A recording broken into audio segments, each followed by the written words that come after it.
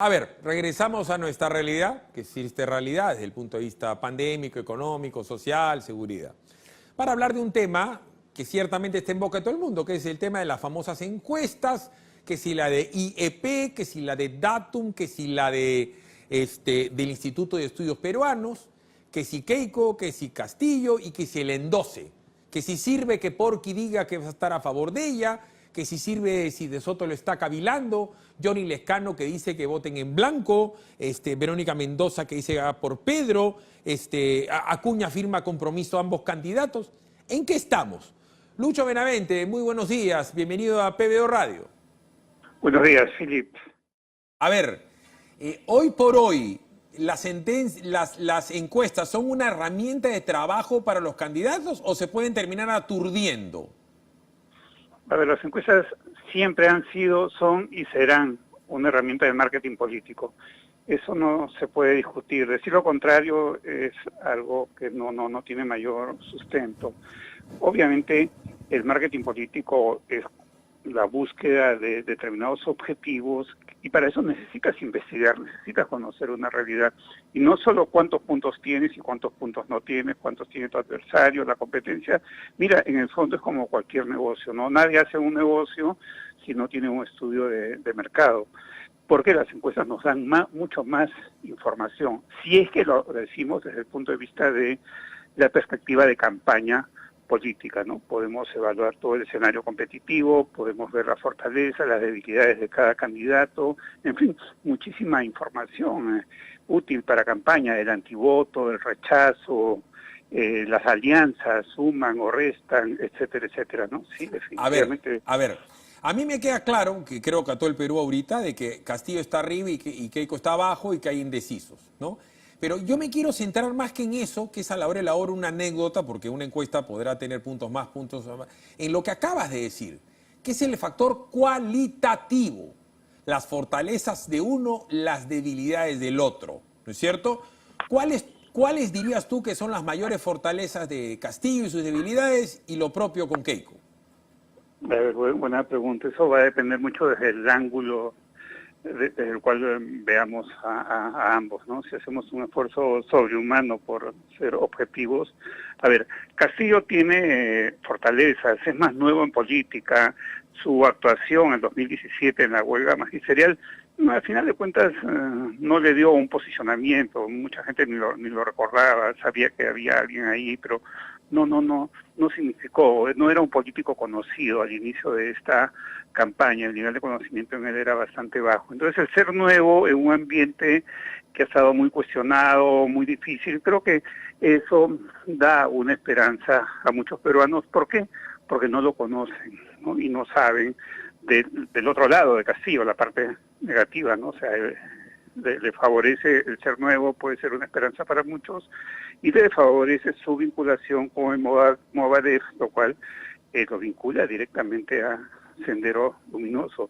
Creo desde ese punto de vista que el proponer una economía estatista es una debilidad. Lamentablemente para muchos peruanos es una fortaleza que quisieran, que les gusta el Estado, ¿no? El Estado mamadera, de alguna manera.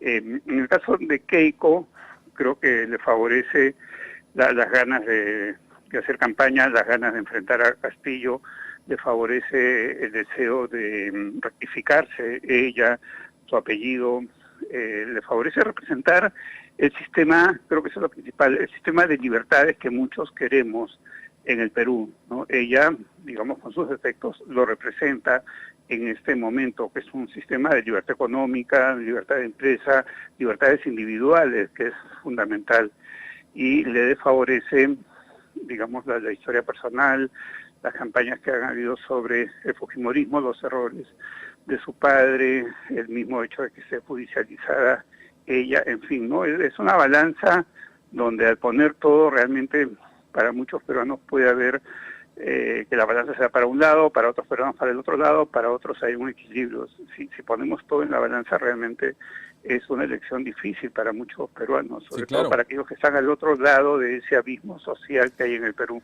A ver, lo que tú acabas de hacer es un análisis cualitativo, pero siempre racional. es bien difícil entender para tirios y troyanos de que el voto hoy más que nunca es emocional. ¿Por qué? Porque él es un país enfrentado por el tema del coronavirus, por la quiebra, por el desasosiego, de la incertidumbre económica, laboral, familiar.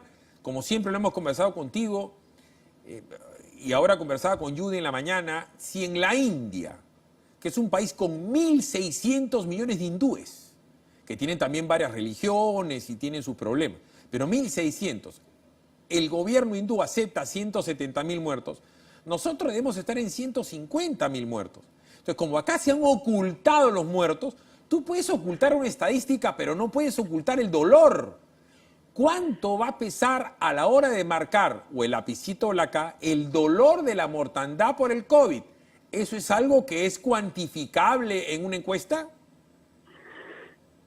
Sí, yo creo que ese tipo de cosas más se pueden estudiar en análisis cualitativos, en investigaciones cualitativas. A ver, si vamos al tema de cuánto puede impactar la pandemia en la decisión de voto, en las actitudes y conductas electorales de los peruanos, en la proyección que tenemos para fin de mes, y fin de mes es en estos días ya, en Perú habrían muerto 176.000 personas y el 99 y pico % por COVID, hablando de las muertes en exceso. Un número un poquito mayor que en la India, que tiene 50 veces más población que el Perú, ¿no? Pero bueno, ahora, es la enfermedad, es la muerte, es la desesperanza, es el desasosiego, es la pérdida de empleo, la pérdida de trabajo, también la reducción de mercados informales, ¿no? Porque el informal puede mantener su trabajo informal, pero está vendiendo pues el 10, 20 o 30% de lo que vendía antes. Entonces la reducción de ingresos es un conjunto de cosas en la salud, en la vida, en la economía familiar, en las esperanzas de los peruanos que están totalmente golpeadas en ese momento. Ahora, claro, impacta mucho en la decisión de voto, creo, porque la percepción general es que el sistema falló, el sistema, así en abstracto, el sistema falló. Claro que es el sistema principalmente de esos dos últimos gobiernos que han sido de izquierda, que han hecho una pésima gestión de la pandemia a nivel sanitario, a nivel de la economía nacional, ¿no? Pero el sistema abarca todo, en el sistema se pone todo lo otro, todas las denuncias de corrupción, todo el caso Odebrecht que involucra prácticamente todos los presidentes de Perú. El tema de corrupción involucra a todos los gobiernos de los últimos 30 años, ¿no? Entonces, en ese cóctel de cosas, el ciudadano común y corriente dice, pues eso no sirve para nada. Y en el fondo no se equivoca, ¿no? Pero al ver lo que no sirve para nada en ese razonamiento, para un sector, están los gobiernos que hemos tenido, que han sido elegidos, ¿no? Y ahí viene la búsqueda alternativa, ¿no? Correcto. Eso es lo que lo ponía en términos de que aumentaba la demanda de radicalismo, ¿no? Y también radicalismos de derecha, fue el caso de López Aliaga, ¿no? Era un candidato radical de derecha y en un momento dado fue protagonista de la campaña y tuvo al final de cuentas una importante votación, ocupó el tercer lugar y estuvo muy, muy cerca de pasar a la segunda vuelta. Ahora bien, hablando de los terceros, muchas veces uno tiene ese dicho, ¿no? El tercero es de palo, ¿no? Acá son de palo, pregunto, vamos en orden, ¿no? De Soto ayer, en una maniobra torera, agarra y dice, se adorna, ¿no? Como con el tercio de las banderillas y dice, voy a en la noche definir mi posición política, se marquetea, pues un muy capo marqueteándose, sale en la noche en el programa de Quique Castillo y no dice nada, ¿no? Dice para aquí, para acá, y lo voy a seguir pensando. ¿Eso le suma o le resta a alguien? Yo creo que solamente le podría sumar en la mente a De Soto. Yo no creo que le haga flaco favor a Keiko o flaco favor al señor. Hablemos de los endoses. Primero con De Soto. Claro, sabemos que en el Perú no hay endoses, sabemos que las personas toman su decisión. Hay, digamos, procesos de transferencia de votos que son naturales, ¿no? Y justo esa es la dificultad que tiene Keiko hoy día, porque, digamos, votos de la izquierda al fujimorismo es imposible, impensable, ¿no? Pero ahora hay un sector de izquierda de caviares que están viendo lo que significa o lo que puede significar Castillo y optan por Keiko, ¿no? Y eso está bastante claro, hay algunos nombres conocidos que han soltado ya sus fichas, ¿no? Entonces, el proceso de transferencia de votos es natural, pero acá se enfrenta en un dilema estratégico, ¿no? Un dilema de conveniencia, de voto útil, ¿no? Entonces, ¿a dónde van los votos? Los votos de Hernando de Soto, los votos de Rafael López Aliaga, uno puede pensar en el proceso regular de transferencia, votos de derecha, una derecha liberal, la otra derecha conservadora, deben ir a un candidato de derecha, ¿no? Pero allí es donde una parte decide apoyar a Keiko, pero otro sector se encuentra con la barrera del antifujimorismo. Y ahí Claro, es donde precisamente... Claro, había gente que quería votar por López Aliaga y por sus excesos se pasó a De Soto, y gente que quería votar por De Soto y se pasó a López Aliaga, pero siendo de una ideología de centro-derecha, si quieren, no quieren votar por Keiko, porque Keiko también tiene en los sectores pudientes un rechazo, vaya a ver por qué razones o sin razones, porque acá seguimos hablando de la emoción. Y te digo porque Hernando de Soto está jugando al gato de ratón en aras de levantar su propia imagen. Yo no creo que le sume mucho en el Perú, pero él considerará que eso sí le suma en el extranjero, porque ha hablado y ha dicho que está viendo él cómo hacer con gente de afuera. O sea, él quiere lograr no sé, pues, que la vuelta en U, él quiere la cuadratura del círculo de convencer al terruco, que no va a ser terruco, al señor. Él quiere ser algo así como un catalizador de las ideas absolutamente opuestas. ¿Cómo entiende lo que ha querido hacer De Soto? A ver, creo que en la política siempre hay inevitablemente, y esto es un virus que ataca al 100% de políticos, un poco de ego, de narcisismo, y eso de alguna manera a veces nos puede apartar de la realidad, ¿no? O sea, en 12 no hay, lo cual no significa que sí tiene importancia que un ex candidato de primera vuelta manifieste su posición, tiene otro tipo de importancia, no necesariamente votos, ¿no? Pero bueno, comienza a sumar Correcto. en una causa, y toda esa especie de goteo puede terminar chorreando, ¿no? Sobre todo Ya. que pueda trasladarse a los segmentos C, D, E de la población, que son otro mundo muy diferente Correcto. al A, B, de donde vienen esos intentos de Exacto. transferencia, ¿no? Es esa gente, la del CDE o C menos, que por si acaso es más ahora, ¿no? Porque se ha perdido mucha clase media y que se ha emprovecido, entonces hay mucha más gente pobre. Ese mapa de la pobreza en el Perú no está definido todavía porque no se ha trabajado y mucho, pero de que hay más pobres, hay más pobres. Ahora bien, Acción Popular, ¿no? Acción Popular es un partido que nunca tuvo ideología, por mucho que la gente lo quiere expresar así, y lo digo con el respeto, teniendo padre de Acción Popular y hermano de Acción Popular. Se creen siempre más importantes de lo que son desde el punto de vista ideológico, pero Raúl Díaz Canseco ha dicho: yo apoyo a Keiko, el señor de Saque, ¿no? Barnechea todavía no dice nada porque él quiere ser más importante que los demás. Johnny Lescano ayer sale en la noche y dice: yo voy a votar en blanco.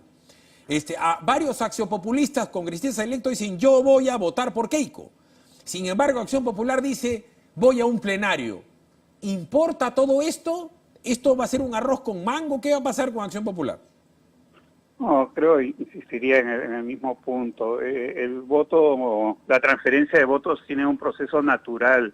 Entonces, si hubieran partidos muy sólidos, con una gran militancia, con un activismo tremendo, si fuéramos una sociedad con mucha cultura política, etcétera, bueno, entonces el partido dice y la gente acata, ¿no? No, acá los partidos sabemos que son cascarón y la gente se inscribe simplemente porque los confunde con agenda de empleo cuando están en una buena posición electoral. Entonces no va a haber transferencia, definitivamente. La transferencia va por otra dinámica, por otro tipo de proceso de simpatías, antipatías, rechazos, afinidades. Siempre se busca el más afín, el más común al candidato que tuviste en primera vuelta. Pero bueno, ahora la encrucijada es el antifujimorismo por un lado y el anticomunismo también por el otro lado, ¿no?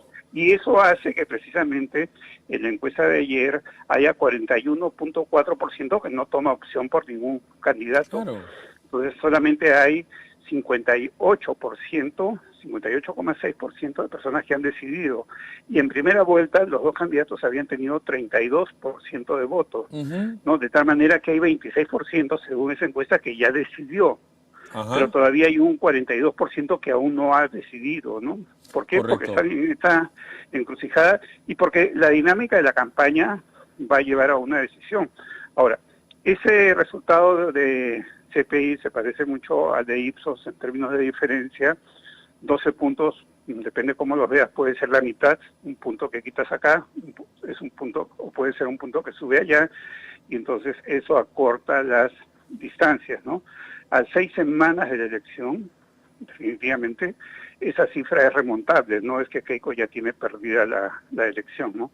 Pero sí creo que tiene que reenfocar su campaña, Correcto. ponerla en manos de profesionales más entendidos en lo que es una campaña profesional, y pues hacer cambios drásticos, desconcertar, sorprender al votante. Además ¿no? tienes que ofrecer algo tangible, rápido, o sea, acá no hay mediano plazo, tienes que hacer una promesa real, efectiva, numérica, directa. O sea, ¿quieren ustedes, los agricultores, bolsa de productos como compraba lo que decía Porky?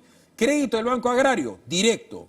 Para las familias de las clases medias, refinanciamiento de las deudas, 2 años libres, 6 años para pagar. Para el taxista, el RUC.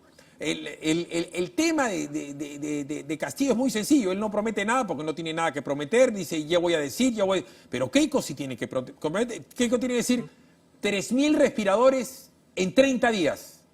Instaladas 100 plantas de oxígeno en 50 días. O sea, si no numeriza y no pone algo realmente por delante, tangible y creíble, su propuesta no va a ser más que la genérica de Castillo. Si tú te fijas, Castillo no dice nada, no promete nada, el Perú para los peruanos, menos pobres en un país de gente rica, y el Perú por los peruanos y para los peruanos. Eso lo podría decir Lucho Benavente. Castillo, para que le vaya bien, tal vez no tendría que decir nada. Recuerda a Luis Castañeda Alonso. Claro. No decía nada en campaña y tenía más del 50% de votos. No, eso era, yo le llamé eso el sonido del silencio, ¿no? ¿Recuerdas la canción de aquella? The Sound of Silence, claro. Es verdad. Exacto, ¿no? Entonces el silencio tiene un significado, el silencio dice algo, ¿no? Y Castillo te conviene el silencio, ¿por qué? Porque si dice algo, él mismo se pone trabas y se cae, y es como que cada vez que dice algo pone una piedra sobre la cual él mismo tropieza, porque no tiene mucho que decir. Ya hemos visto que no tiene un equipo, que no tiene un programa, que no tiene muchas ideas, que no tiene una propuesta sólida, ¿no? Ahora, con respecto a Keiko, claro, muy de acuerdo con lo que dices, que tendría que hacer propuestas muy concretas, pero también tendría, creo yo, que segmentar un poco su propuesta. En ese 41% hay mucho antifujimorista. Entonces, yo creo que ellos tienen que creerle, y no es fácil creer cuando el anti es muy, muy fuerte. Entonces, yo no sé qué tendría que hacer Keiko, tendría que firmar compromisos, que ponerlos en internet, que bueno, y acaba de ratificar, ¿no?, que va a indultar al papá. Sí. O sea, sí, claro. A ver, el antifujimorismo tiene ahí su moneda de oro, pero sigamos en lo que te decía, que es importante que la gente lo cabile. Castillo está en crecimiento vegetativo, o si quieres ya creció donde tenía que crecer. Él con la inercia o con la estabilidad puede ser presidente. Fíjate lo que ayer hizo, se burló del Perú y se burló de Canal 2 burlándose del Perú. Keiko fue de una entrevista que no le hacemos nada, una entrevista bastante sosa, ¿no es cierto?, en donde no prometió nada tangible, lo que hemos dicho, y el señor dijo que iba a salir en una entrevista, al final se echó para atrás, lo entrevistó un muchacho reportero, no fue Mónica Delta, pues, ¿no? No hubo pregunta ni repregunta, fue una cuestión muy leve en donde el señor dio generalidades, habló que 10 minutos incluido GB y se largó. Entonces, él haciendo eso en calles y plazas, nunca va a estar expuesto como Keiko a tener 5 o 6 micrófonos que le preguntan y le repreguntan y le cuanto preguntan. O sea, él hablando poco y huyendo, ¿la hace o no? Sí, puede hacerla, tiene buenas posibilidades, pero también tiene una mochila bien grande, que es su vinculación con el Movadef, su vinculación con el Conares, su propuesta estatista, su propuesta que no genera riqueza, su propuesta de enfrentamiento de clases, en fin. A ver, el pobre informal, emergente, el emprendedor, ¿no?, puede estar muy decepcionado con el sistema, pero se le tiene que hacer entender que la nueva propuesta, el nuevo sistema, es un sistema que recorta los ingresos a todos, a los mismos pobres y a los ricos, si es que nos movemos en esa dicotomía de pobres y ricos. Por lo tanto, se reduce el consumo, y en ese consumo se reduce el consumo de los informales también. Claro. Entonces, el sistema propuesto por Castillo, que es un sistema de menos riqueza definitivamente, es un sistema que afecta a su economía popular de una manera directa. Ahora, esto que parece tan simple, de repente no es tan simple hacerle comprender al pobre, ¿no? Que no es un borrego tampoco, pero que mira, tiene derecho pues, a tener sus opiniones, etcétera. Si una persona simplemente requiere que comer, el que le dé comer le soluciona el problema. O sea, es bien sencillo. Tu problema no es que pasado mañana, es hoy. Entonces, si viene un señor y dice, te voy a dar un bono y te voy a prestar plata y te voy a comprar, o sea, tú tienes que convencer al tipo de acuerdo a sus propios requerimientos. O sea, en la altura no hay tarjeta de crédito, no hay internet, no hay Estado. O sea, decirle a esa gente que va a ser Venezuela y dice, bueno, ¿sabes qué? Yo prefiero Venezuela porque acá estoy peor. ¿No es cierto? Porque no tiene nada, o sea, claro. no tiene nada. Entonces, y hablarle a esa gente del refinanciamiento de la tarjeta de crédito, del crédito hipotecario o tal, eso será para un tema urbano, ¿me entiendes? Para el COVID, o sea, a ver, la gente del Ande, del Perú profundo, esa gente, su primer contacto con el siglo XXI ha sido el COVID, que le ha matado de un caserío de 500 personas a 20. Tú ponte a pensar, extrapólalo eso, Lucho, acá a la costa. ¿Cómo se sentirán los talareños que en un solo día se le murieron 23? ¿Cómo sabe? Claro, el dolor, la frustración es demasiado grande, evidentemente. Y todo es visto como una cuestión acumulada, como una cascada de cosas que se han ido dando, donde la corrupción ha tenido, por cierto, un rol muy, muy importante.